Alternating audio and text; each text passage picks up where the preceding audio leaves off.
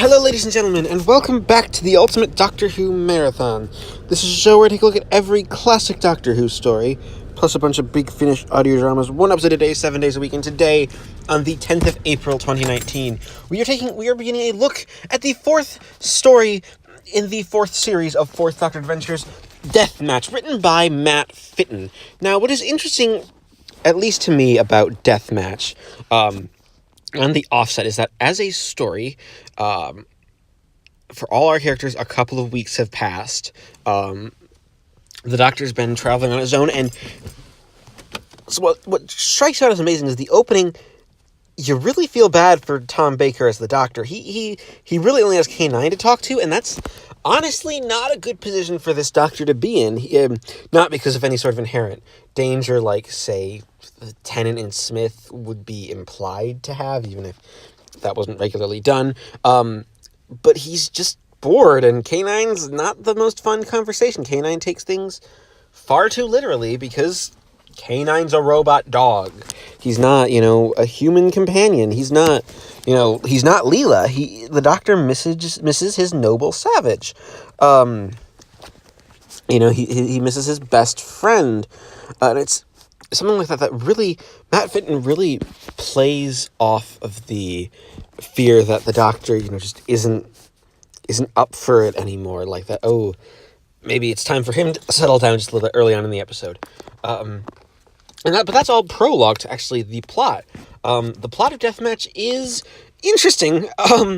It's kind of been, I don't know if it's been done before, but it sort of picks up some of the ideas that Nick Briggs put down in The Evil One. The Master, the Geoffrey Beevers Master, of course, because that's the Master that's generally used in these audios, basically has set up this death match, which is basically a battle royale for rich people. They have their champions that they have basically bought in, like, it's basically dogfighting, but with people's lives. So you place money on them, which is an interesting commentary. I don't know if that's supposed to be a topical reference. This was released in, this was released in, I think 2014, and recorded way back in, 2011, 2012. I don't know if there was just something topical at the time about dogfighting, and, obviously it's a horrible thing, and you shouldn't be allowed. So it's just an interesting sort of aspect that the story decides to take, that, we're doing a commentary on dogfighting of all things, not just your standard Doctor Who type story. So it's at least, though it's still pretty well written. A lot of the episode seems to be set up. There's this nice thing of tension where the Doctor points out that some of the rich people, they all have these bracelets on, and basically they it's like, it's only fine until the Master can kill you with those.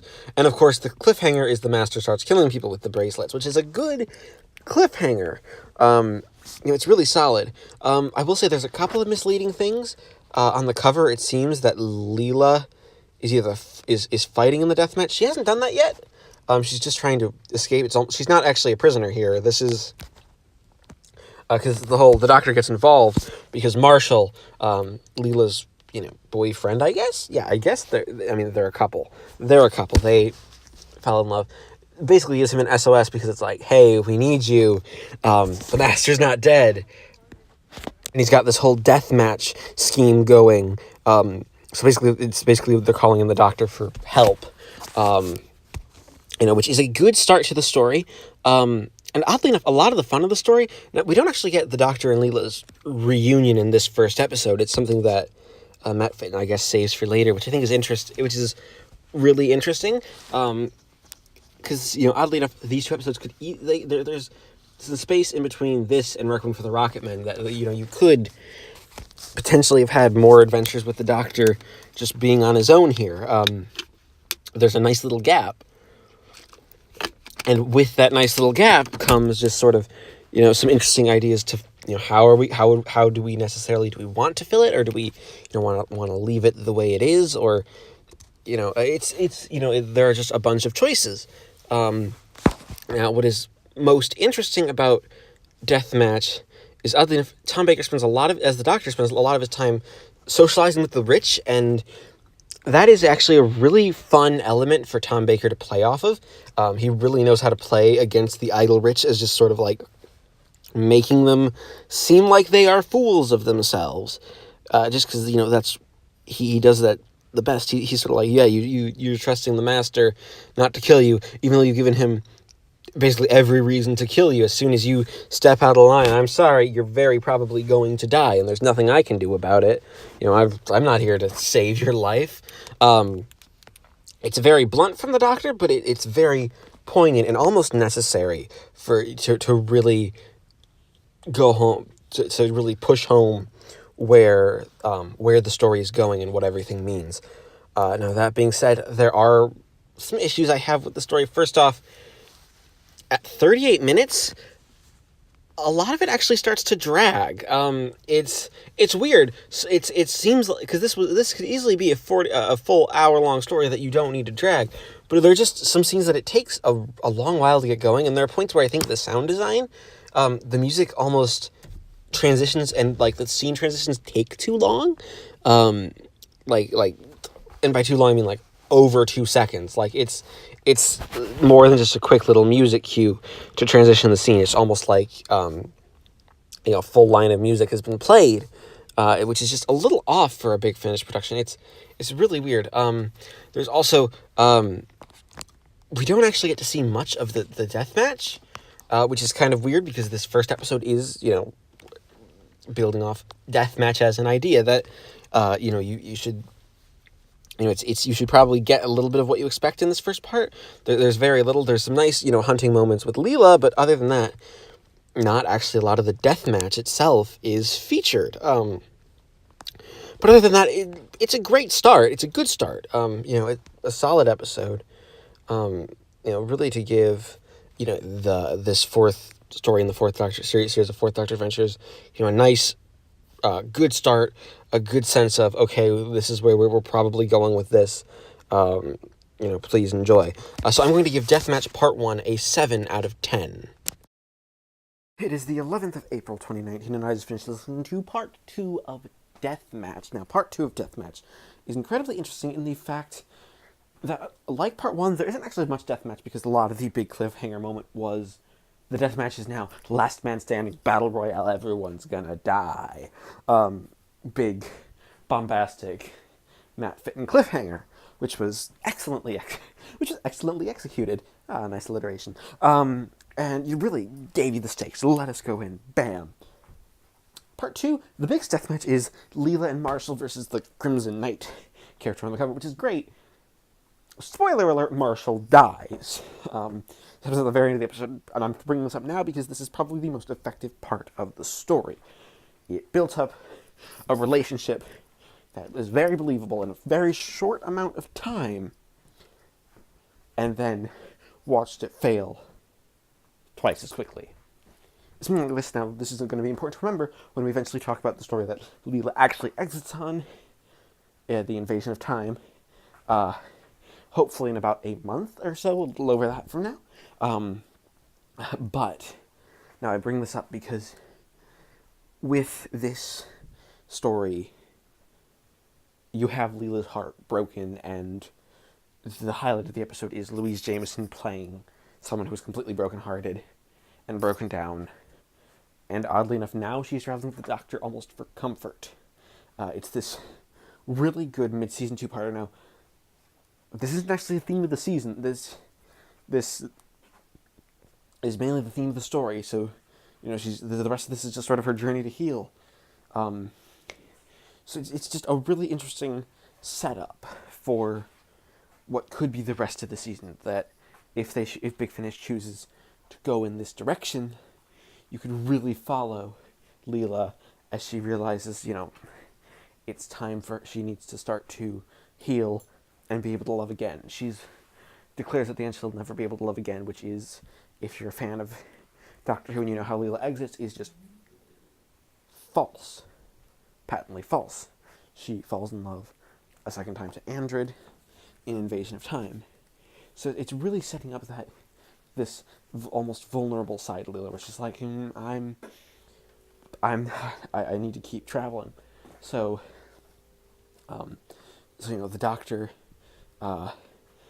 takes her back because the doctor is almost glad at this point, but he's also willing to be the generally sad. I'm sorry for your loss, because it was quite sad. Now, the master actually gets a really interesting counterpart. There's this woman, this rich woman, who almost becomes his assistant character. Now, she ends up dead by the end of this because he's the master and he kills her. But they had this really nice dynamic going here of two characters almost sort of going at each other's throats in a way, that they're like, oh, we really hate each other, but I'm so genius, it's because he's the master, and blah, blah, blah, the character we all know and, I guess, love to hate.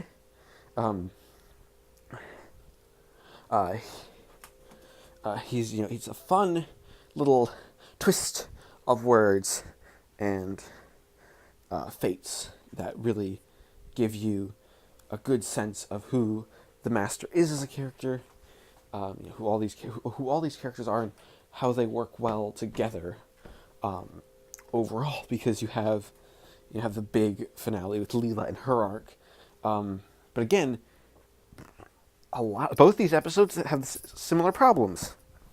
For one, this one drags just a bit. Now, the music cues here aren't as bad. They don't impede transitions, because a lot of it plays as quick scenes in succession, a lot of one leading to the next, which is done masterfully well. It was really well done. The part two, it's to build up the tension and keep tension moving. But sadly, there's just a lot of stuff here that perhaps needed... there's just some stuff here that just maybe needed a little more tightening up. Again, a lot of the ending, it might have been interesting if we had a release in between Requiem for the Rocketman and Deathmatch 1 without Leela, to basically give her some time away and to give Tom Baker his own solo story. As it stands, nothing really is split into this gap. It's a small gap, and I understand, but you could have had maybe one or two little misadventure to, make this four-parter feel a bit more real, because you have the time jump there. And, so if you have a time jump, use it to its best effect. Give us some stuff with the characters. Also, the Doctor and Leela's reunion in this episode is another highlight. Tom Baker and Louise Jameson play it really, really well. They really go over how much they missed each other. And they really talk about how much Leela is almost taking on his role when it comes to Marshall. That, Marshall's not a good man, but he's on the way to becoming one. It's, the character is given almost a quote-unquote redemption arc from his old Rocketman ways. It's a very solid performance, and something that I think works very well to really, give these characters, give them the depth they need, and give Leela the things. And there's also some interesting stuff about Leela's culture that, at this point she probably would have, basically been their equivalent of married at this point. They would have been, partners for life, with someone in her tribe, and be happily on her way to having children. And it's just a very interesting little deepening of the culture of the 17. Something that, wasn't done on television, but was saved for here. So, with that being said, a lot of Deathmatch Part 2 is really, really good. There's just a couple of flaws that, stop it from being perfect. So I'm going to give Deathmatch Part 2 an 8 out of 10. And we have the two scores to give Deathmatch a final score of 7.5 out of 10. Thank you everybody for watching this installment of the Ultimate Doctor Who Marathon. Please leave a like, comment, subscribe if you haven't already. I always like to hear from you. And join me next time we take a look at the 5th story in the 4th series of 4th Doctor Adventures, Suburban Hell.